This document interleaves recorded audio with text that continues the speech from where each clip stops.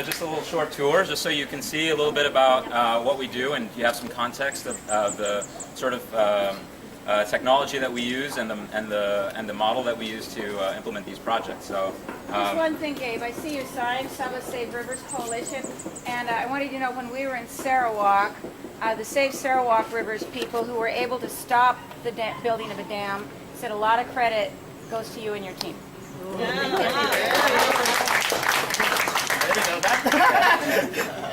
Okay, so yeah, let's go on into the workshop, and we'll show you a little bit about what we do here. Go ahead. I've been there before.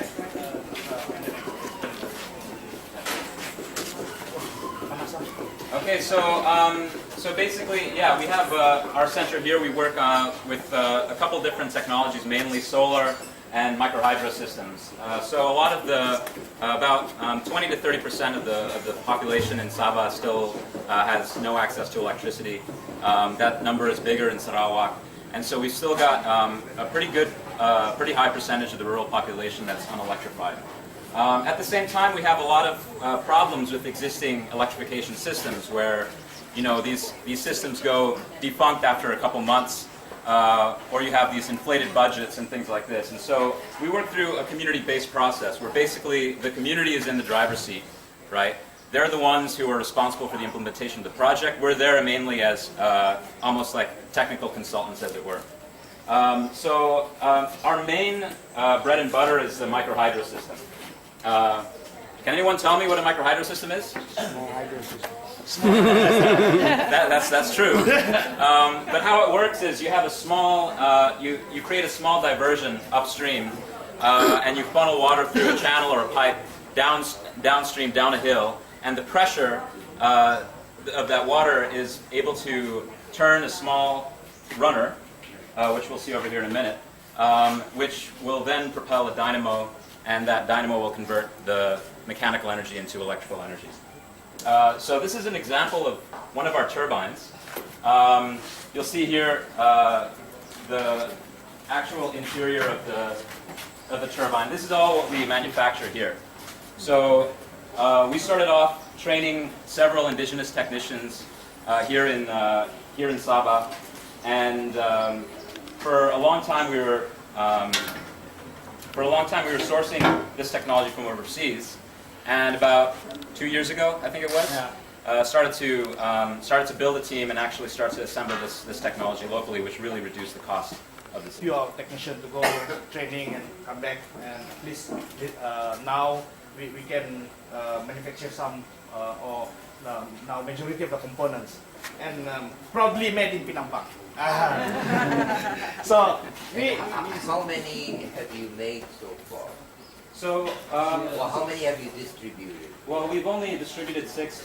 We've only developed 6 turbines on our own, but we've developed over 20 systems across the Malaysian states.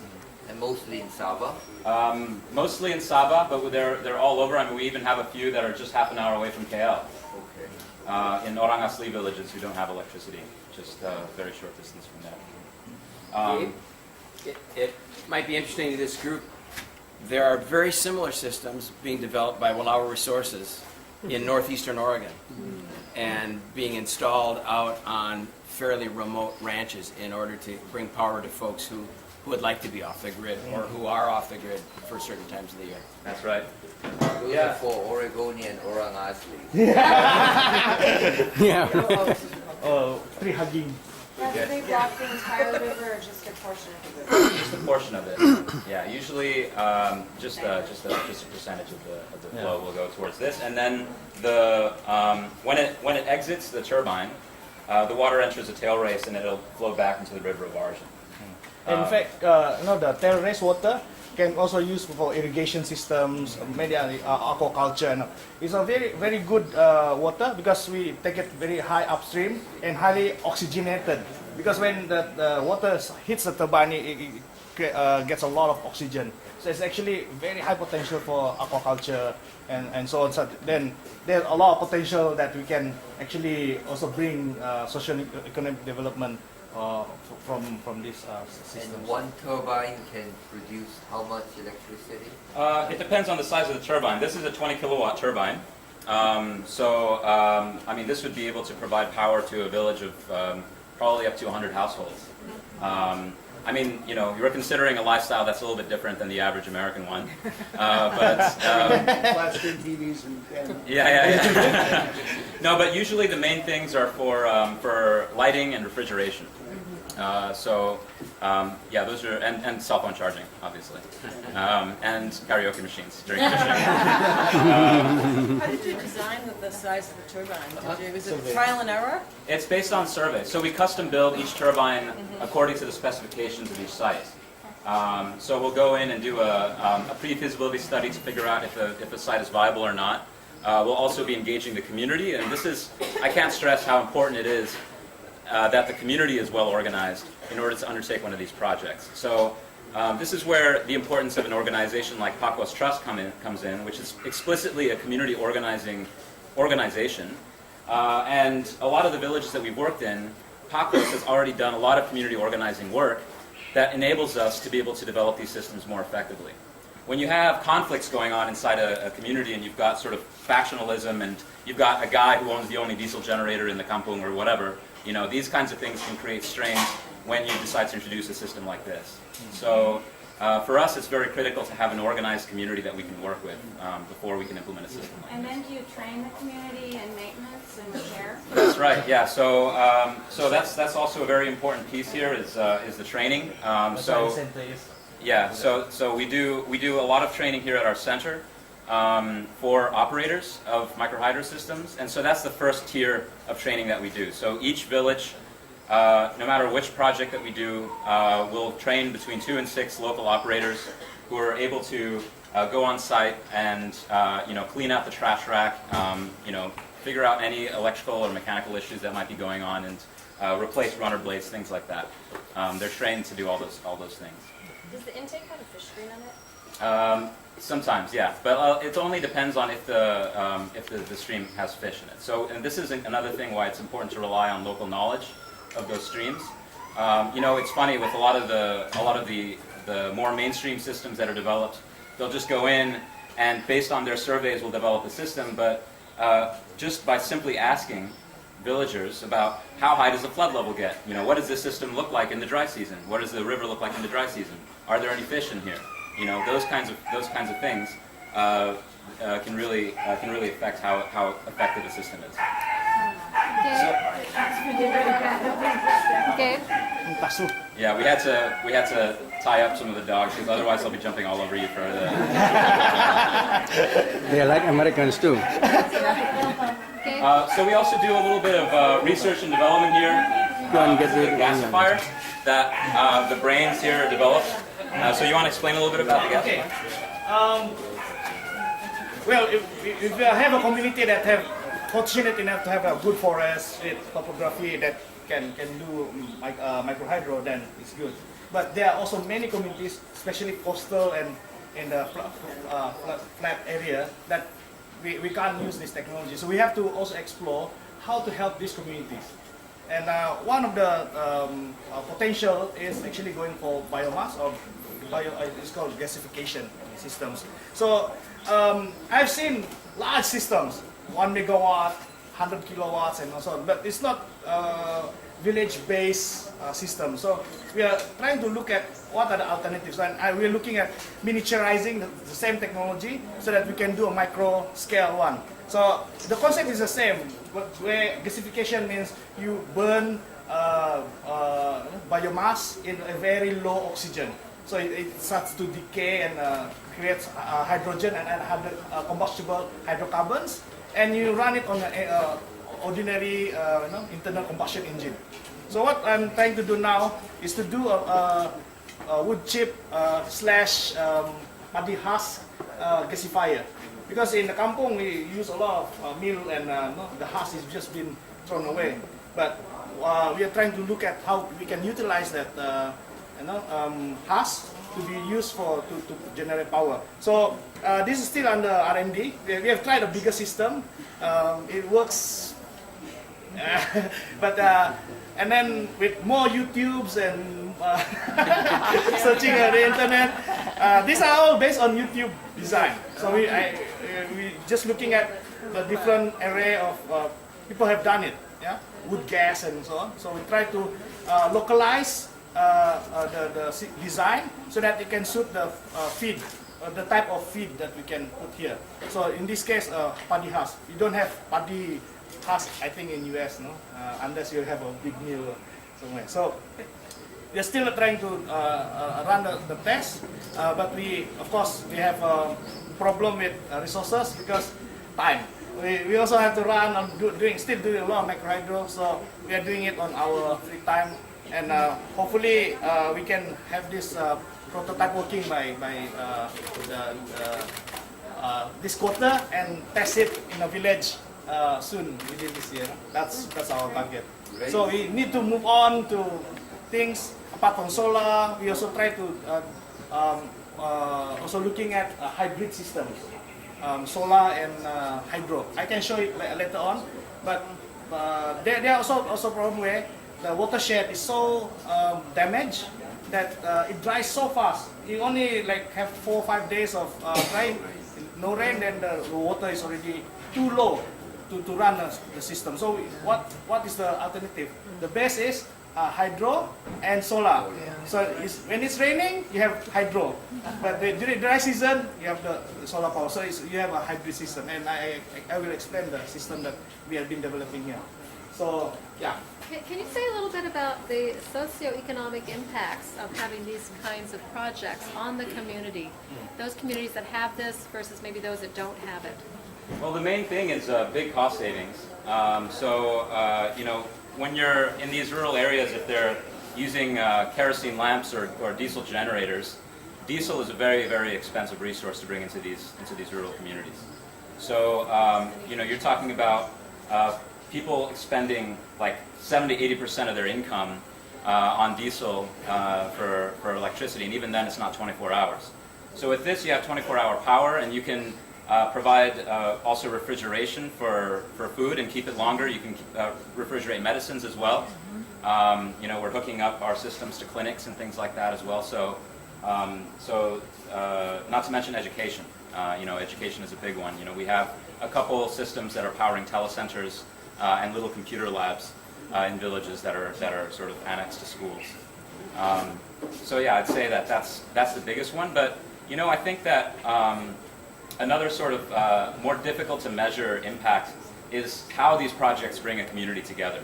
You've got people who are working together towards this common goal, and once they put it together, we facilitate the establishment of what we call microhydro committees, who actually manage the resource. They determine the tariff rates that people will have to pay, and they will manage those funds and use them for other things. So we've actually had, for our projects that were developed more than 5 years ago, we've got some communities who've actually managed to reinvest these funds into new schools, new public buildings and things like that. So I think that the remaining the sort of standing feature that I think is the most valuable is that community organization that can continue to manage not just this resource but others as well. The integrated systems, where you're integrating hydro with solar, do you also integrate some sort of a battery backup system Yeah, so that you it has to be a battery base. Sure. You have to be a battery base. Because technology on the batteries is getting so much better. Yeah, and then the Achilles heel of solar is always the batteries. Yeah, and ever since the invention of battery, the concept is still the same. Nothing much has been developed, but hopefully Tesla can do more and make it available and make it more cheaper. Yeah. Well, the expansion in the electric automobile industry Oh, yeah. produced a lot of changes in the battery industry. Also. There has to be a demand for that to catalyze the industry. Right. And I see there's a lot of potential for Sabah because because of the vastness of the area. We have to have decentralized system. I always go for decentralized system rather than a centralized system. Management-wise, more efficient, much less losses in the transmission and so on. Is there any use of personal solar? Yeah, Solar there's for each some. house and that sort of Yeah, thing? yeah, there's some. But again, an issue is the maintenance. Like a lot of these folks aren't trained to maintain those solar systems. So again, I mean, that's another thing we're trying to do is provide people with more access to solar training and stuff. Okay.